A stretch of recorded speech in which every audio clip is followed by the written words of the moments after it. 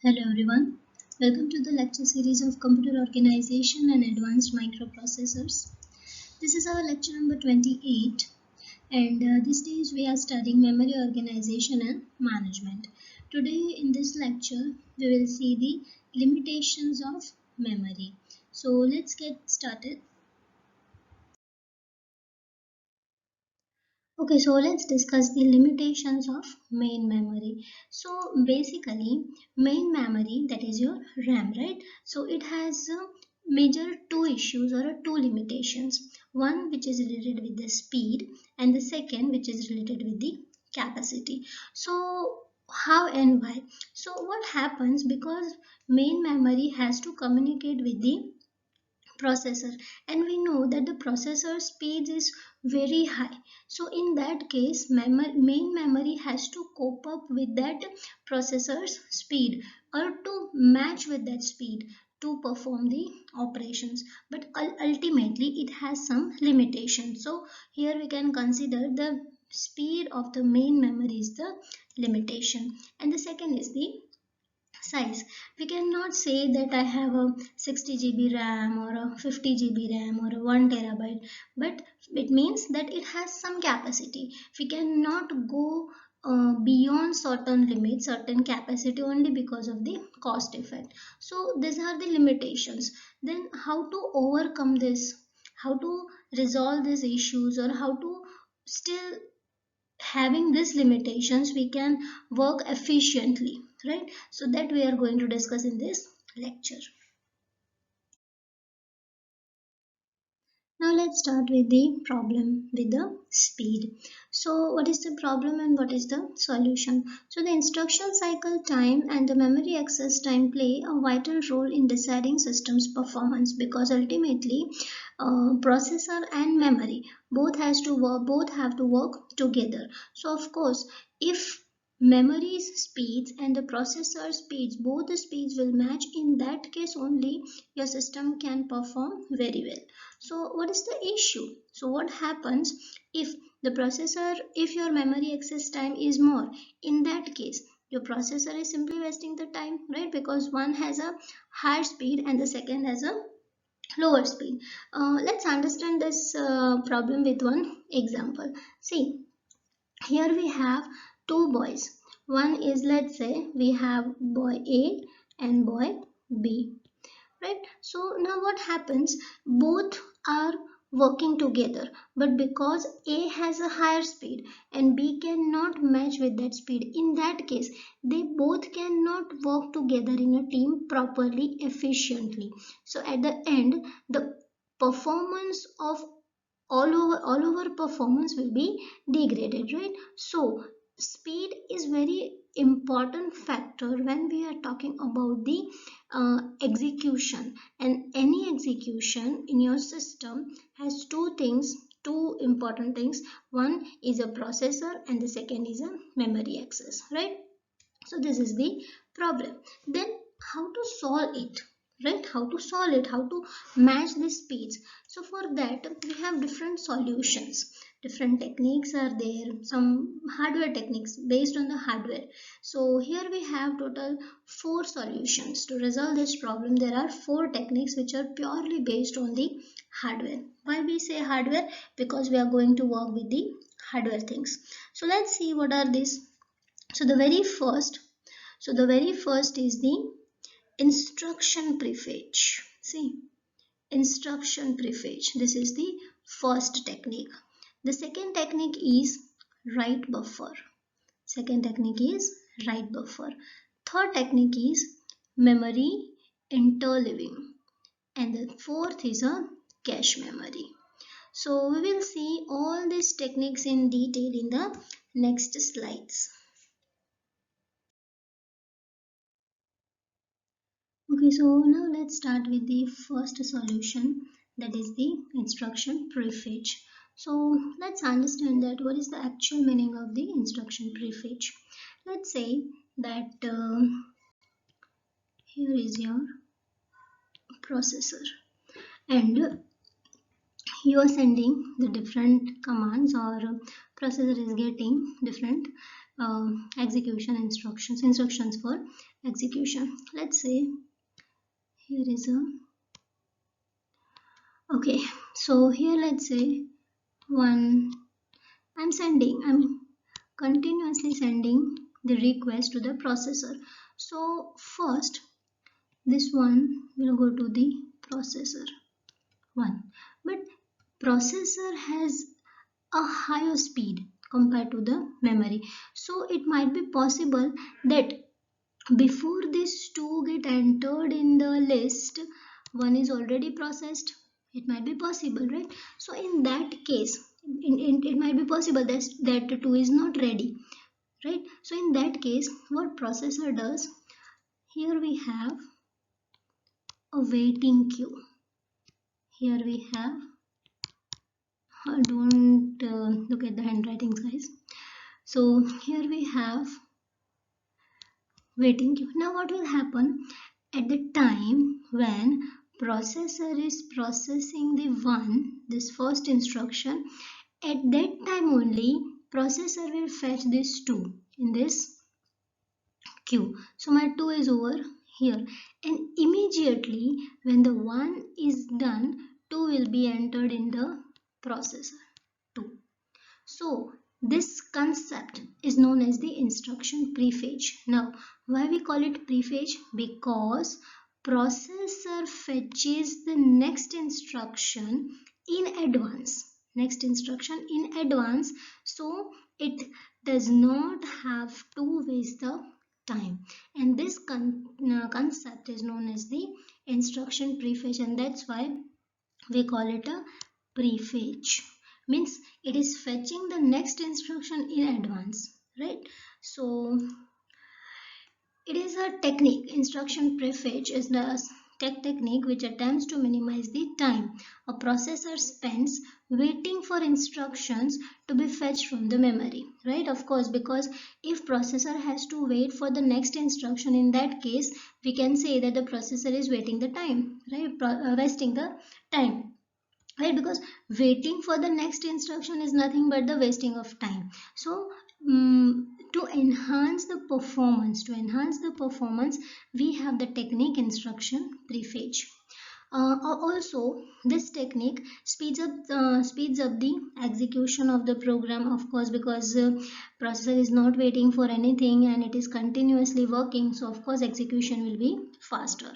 The prefetched instruction may simply be the next instruction in the program, definitely, while the current instruction is being executed. This we have already discussed, right?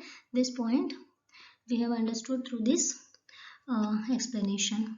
The prefetch may be a part of a complex branch prediction algorithm. Branch prediction algorithm. What is the meaning of branch prediction algorithm? Branch prediction algorithm means, see this. Suppose I have a for loop, right? Suppose I have a for loop and I want to execute this loop 10 times. In this case, the one instruction, whatever the instruction over here, this instruction is going to be executed 10 times, means 10 times it has to go to the processor, right? So every time it has to execute, every time it has to go, every time it has to fetch, every time. So branch prediction means what? In certain cases, like for if, like certain cases, system knows that this is going to be the next instruction, right? And that's why we call it a prediction. Means system predicts, processor predicts that yes, because total 10 executions are there, total 10 rotations are there, it means it is predicting that I have to execute this line 10 times, right? So it is predicting, so it will prefetch this instruction in advance. And so the prefetch may be a part of a complex branch prediction algorithm where the processor tries to anticipate the result of some calculation and fetch the right instruction in advance, right? So it's very easy technique. This is the instruction prefetch. Okay, so the next technique is a write buffer technique. So let's understand that what is the meaning of write buffer. See, buffer is something which we use to store or to hold the data temporarily, right? That is the buffer. Now write means what? Right, we know that there are only two operations, either read or a write or a both together, right? So read and write, only two operations are possible with the system. Now let's understand this concept. Let's say that okay, let's say this is your processor. Here it's a cache, then there is a RAM, and then there is a hard disk, right? Now what happens, let's say processor is working on two different processes, process 1 and process 2, two different processes. The first process is, let's say it is performing some arithmetic operation, let's say 3 plus 5. Suppose it is performing this operation, and in a second process, let's say it is just reading the data, right? Suppose it is just reading the data. Now at the time when processor is working on the 3 plus 5 and it got the result, that is 8, means processor has to write this 8 on a hard disk, right? Because ultimately you are performing the writing operation, you are generating the result. But at that moment, suppose this processor cannot send the data directly to the hard disk. First it will go to the RAM, and then RAM will write to the hard disk location. But now it might be possible, that this RAM is busy, right? This RAM is busy, but this process is already done, right? This is already done, and RAM is busy. So who will go and who will write, right? So in this case, what processor will do? Processor will have a location buffer, right? This buffer it will store this 8 over here. It will store this 8 over here, and then it will go for the next process, let's say 3 4 5 6, like that. And at the moment when RAM will be free, this buffer value will go to the RAM, and RAM will write to the hard disk. And so we call it a write buffer technique, because RAM is busy and processor is ready with the output, right? But processor cannot wait for the RAM, so it has created the temporary location or a write buffer location. So whenever RAM will be free, RAM will get the value and it will go right to the hard disk. And that's why this concept is known as a write buffer concept, right? So write buffers are used to hold the data being returned back to the main memory. Here we took the example of a RAM and the hard disk, but also you can consider the example of the cache to RAM or a register to cache to RAM, right? This frees the CPU from the memory write operations, right? We have seen that because RAM was busy, so processor cannot wait. So here, using the write buffer concept or a technique, CPU gets freed. Then write buffers can store more than one write operations. Okay, so this is just capacity. Here we are talking about the capacity of the write buffer, and generally write buffer is used to store the result of an instructions, right? So this is the concept of a write buffer. Okay, so the third technique is a memory interleaving technique. Basically, in this technique, the main memory is divided into memory banks, which can be accessed individually without any dependency on the others. Like, you don't need to be bothered about that what was the previous execution or what will be the next thing. So here things are getting arranged in a non-contiguous manner. Let's understand this concept. Let's say suppose here we have one classroom, right? One classroom is there, and here there is the gate, and here we have benches, here we have bench. Now what happen if students are coming, right? Students are entering into the classroom, lots of students are there, and if I ask them to come according to the roll number. So let's say that roll number 1 is here, roll number 2 is here, roll number 3 is here, 4 is somewhere here. So it means that 1 will enter first, then 2 will enter, then 3 will enter, then 4 will enter. So it may take more time. Obviously it will, definitely, right? It will take more time because I am arranging them in some particular order, right? So let's take a different story. Talk about the different stories. Here is a class, here is the entrance, lots of students are there, and we have benches, and I ask them to just enter and settle down quickly. So which one would be more faster, right? Which one would be more faster? Obviously this concept works more faster. So the idea to divide the main memory into the memory banks and store the data in a, or arrange the data in a non-contiguous manner to make the processor more faster, to work more faster, or to for the systems more efficient. It can make the system more efficient, fast, and the reliable. So this is the idea about the memory interleaving. This is just a concept method, right? Okay, so it was about the memory interleaving. Okay, so our fourth solution is a cache memory, right? Cache memory. Why? Let's again understand it with the example. Okay, we know that let's say this is your processor. Here you have RAM, and here you have hard disk, right? Now what happens when you when you transfer the data from processor to memory? Let's say this is the length of the bus, right? And in certain cases it might be possible that, because of course it is a little bit longer route.